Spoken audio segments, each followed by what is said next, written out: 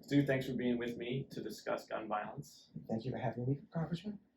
First, tell us about Moms Demand Action, who's involved, and what kind of work it does.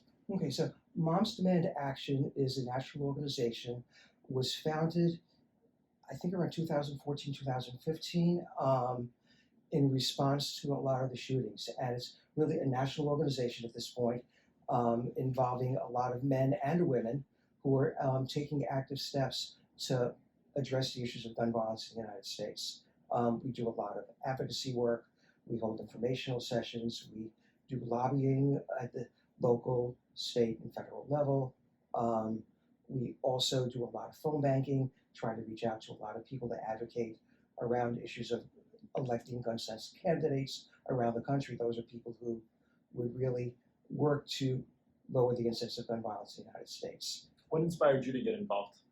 Well, I started getting interested in getting involved after I'd worked in Boston Public Schools. I was a school psychologist in Boston Public Schools, and my first day there, I responded to a shooting of a young man who had been killed. He was a middle school student at Timothy Middle School in Boston. And when I saw the pain on all those students, this was before Moms was really active, but just seeing the constant issue of shootings in Boston, basically handgun violence, really moved me. So every time we'd have to respond to a shooting, and learning how students were wondering, am I going to be next? Am I going to be living this way? Am I going to live past my teen years? And it's a very real question, very palpable pain that they were experiencing when we would meet with them. As a mental health professional, can you tie gun violence to children's mental health development for our viewers here? What is the connection and how does it shape it? And is it long lasting? It is a long-lasting effect. There's this whole idea of ACEs, which are childhood events that affect development. They're usually violent events or abusive events that happen. Adverse childhood events, yes. And so we know that that affects neurological development, emotional development, behavioral development in young people. And living under the constant fear of violence, witnessing violence. Remember, shootings aren't just happening in the community, happening in the homes. Gun violence, I know you spoke with Ruth about some of that earlier. It really does have a large impact on the development of the ability to trust adults and other people, develop coping skills to be able to cope with difficult situations. It can impact learning. It can impact the ability to do well in school because of that. So we see a lot of things. And I think another part of it is with the gun violence in the community, there's an identification of where do I belong. A lot of students that I worked with also belong to gangs. And that became a really major piece. And also they got involved with gun violence because of that. And they were looking for a place to belong, which a lot of the structures in our communities don't allow them to do. They really didn't see a future. So given a choice between belonging to a gang, which gave them self-esteem, which gave them opportunities to earn money, more than they would earn in a minimum wage job, it became very inviting. And that was also a large piece of it. It's really a multi-layered kind of thing. So if I could paraphrase here, we know 8,000 children every year die by guns, but the number of children who have adverse childhood experiences that they take with them for the rest of their life and then impair both their socio-emotional and even their academic progress is probably 100 times that. It's probably in the hundreds of thousands. Remember, there are over 40,000 recorded gun deaths each year. That doesn't include other acts of gun violence where people aren't killed, but you have many people witnessing that. I've spoken to young children who've had people break into their house, and their father will say to them, "Go hide in the bathroom in the bathtub." And then they would hear the shootings outside. Kids who would be in the apartment when their parent was shot, things like that. That has a profound impact on people. And even just the pervasive fear of gun violence, even if it's not directly in the home or directly on the street outside. hearing gunshots in a playground. I worked in a school where there was in the after-school center, a shooter came in to do a hit on somebody.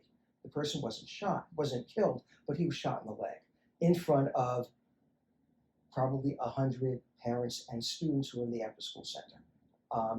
That has a profound effect. That's 100 people right there who were affected. Over the course of time, when I was responding to that school, we had people from the neighborhood who had witnessed the event coming in to the school to meet with us because we think that schools are safe places. And we know from one of the incidents of mass shootings in many communities, but also just the gun violence in communities that happens around schools. And students bring that into the schools with them. Medical Association, in conjunction with gun manufacturers and distributors, as you say, not just celebrates, but I would say evangelizes weapons and what weapons can do for a person. Particularly, I think young men, they're targeting and saying, if you feel isolated, disillusioned, ostracized, this weapon is the answer to your problems. I think you're right. And I think it happens on many levels. I mean, certainly my experience of it working in Boston and then my wife working in Brockton, dealing with those issues of gun violence, but people seeing around the country that guns are an appropriate way to solve your problem. I think we see that in stand your ground laws. I think states that have stand your ground laws have far higher incidence of death by gun. We also see it in the availability of guns for suicide. And you mentioned mental health. While that's not an issue, I think, of deteriorating mental health nationally, when a gun is available, it becomes a lot easier for a person who's intent on wanting to inflict harm on themselves or die by suicide to die by gun suicide. The highest rates of violence committed against the self in the country. Completion rates for suicide by gun are much higher than by pharmaceuticals or by other means, right? And mostly with pharmaceuticals, you can often intervene. It's harder to intervene with a gunshot wound to the head. Right. So it's an issue. We're in a divided Congress right now, and although last term we were able to pass the Safer Communities Act, which made incremental progress towards common sense gun safety legislation, what would you hope that Speaker Kevin McCarthy would bring to the floor for a vote on gun safety that would make the country safer?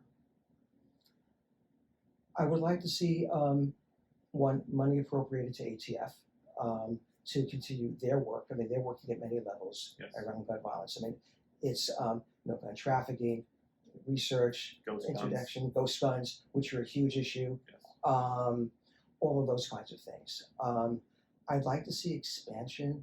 I know in the Safer Communities Act, it was optional for states to utilize protection laws, ERPOs, and I'd like to see that strengthened.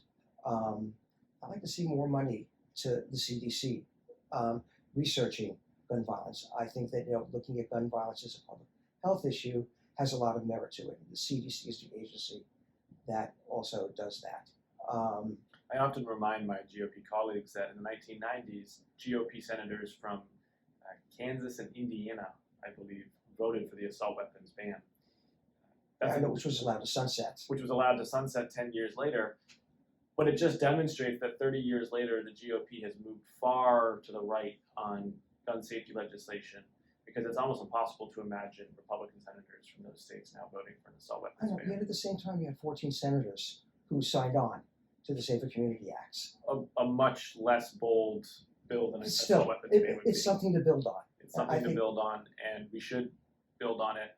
And I think we should also, increasingly in organizations like Moms Demand Action are terrific at this, raise the salience of the issue for voters, so that at the ballot box in November, they are holding their elected officials to account on what is your gun safety record, because politicians ultimately best respond to ballot box. Moms rates candidates nationally around their gun sense. I know you're a gun sense candidate.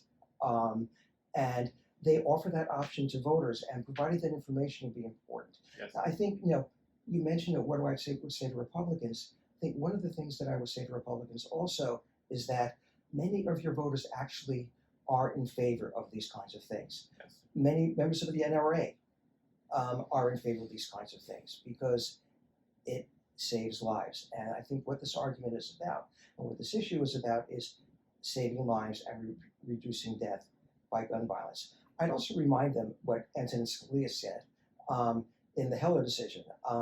He said that there was not an absolute right for guns in all situations. He spoke about assault guns, for instance, that it may not be appropriate for every citizen to have an assault rifle.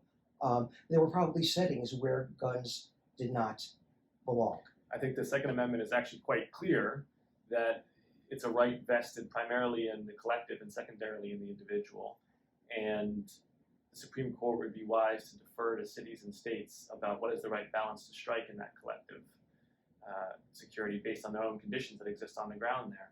And unfortunately, what we see instead is the Supreme Court overriding common sense gun safety legislation, Exactly. including here in Massachusetts, where local police chiefs are now hamstrung from saying, if you've got a record of domestic violence calls, we don't think you're a great candidate for a gun, which strikes me as a great use of discretion by a local police chief, but one that is being impaired by the Supreme Court. I also know the state is trying to work on that, and strengthen all the gun laws. I know they did some things to address Bruin in the last session, and Speaker Mariano was promised that there'll be more. And there's the state tour that Representative Day is doing right now to collect input on that. So there are people who are actively working on this, and that's important. Stu, final question for you. What can people do to get involved with Moms Demand Action if they are interested? I think what you can do is you can go to the Moms website, momsdemandaction.org. It will bring you a link to the Massachusetts website. There are local moms groups happening all around the state. I'm one of the co-leads for the Sharon group, and we welcome your participation. But if you go there, you'll be able to see what events are happening, see what lobbying events are happening, and start to learn about how you can participate. There's also an app, a Moms Demand Action app that you can download onto your phone, which will keep you involved. And I welcome everybody who wants to be a volunteer. Also, just to make sure, there's in June there will be the Wear Orange weekend, where we gather to memorialize those who were killed by guns in the country. And I invite people to look on the website and see where there are events happening. That's a really important way of showing up and an avenue to get involved in Moms Demand Action.